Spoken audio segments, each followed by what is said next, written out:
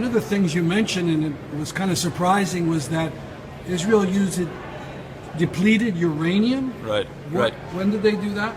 So during the Operation Gaza, it started in Sajaya neighborhood, one of the first fights of the Gaza massacre.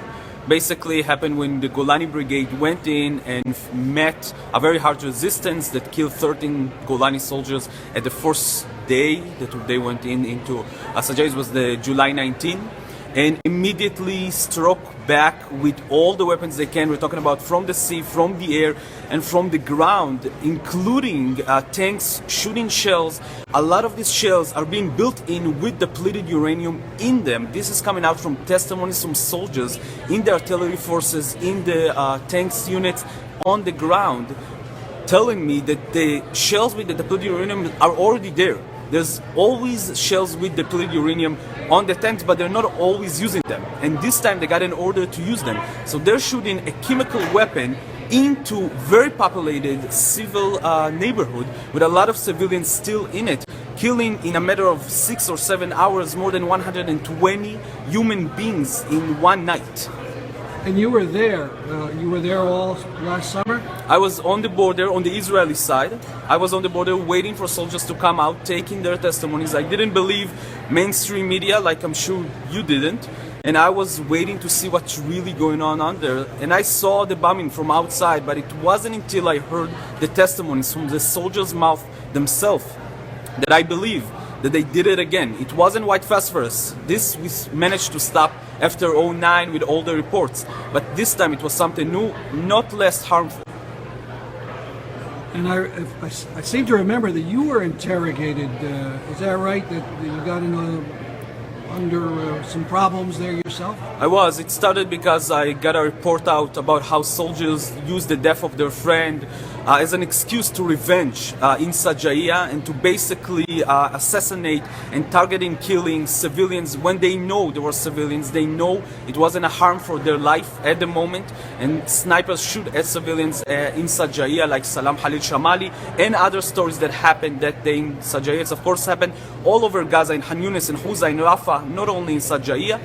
But this target and killing got me to be interrogated for the first time this summer, and later on the depleted uranium got me to another set of problems with Shin Bet in Israel. But they did let you out, obviously. You're here. They did. It's not a new thing. For the last 5 years, almost every summer I'm getting harassed by these authorities and being arrested. This time it wasn't that bad like I could expect it. I don't know what will happen. I'm going back to Israel and Palestine in June, and I don't know what will happen then. Let's get back to last summer. You talked last night about mobs inside of Israel. What was that like? That was probably the scariest thing in the operation that nobody is talking about, except for what happened obviously inside Gaza, happened around the West Bank, East Jerusalem, but inside Israeli cities.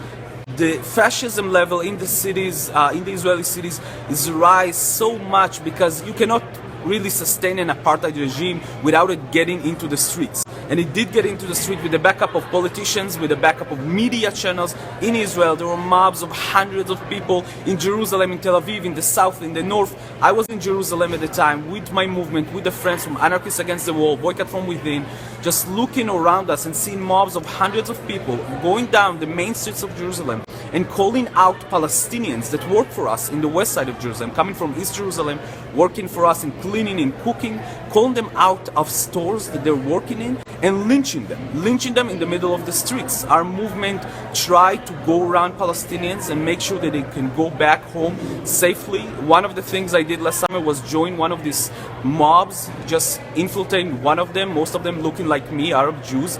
It wasn't so suspicious, and just texting every time we got into an area to the rest of the guys of the movement to make sure there's no Palestinian in sight. And the things that I heard were crazy about Jews only loving Jews. Jews can only live with Jews. We need to basically kill. If there's a Palestinian guy hitting on one of our girls, we need to kill him. If there's a Palestinian guy raising his head too much in Jerusalem, we basically need to kill him.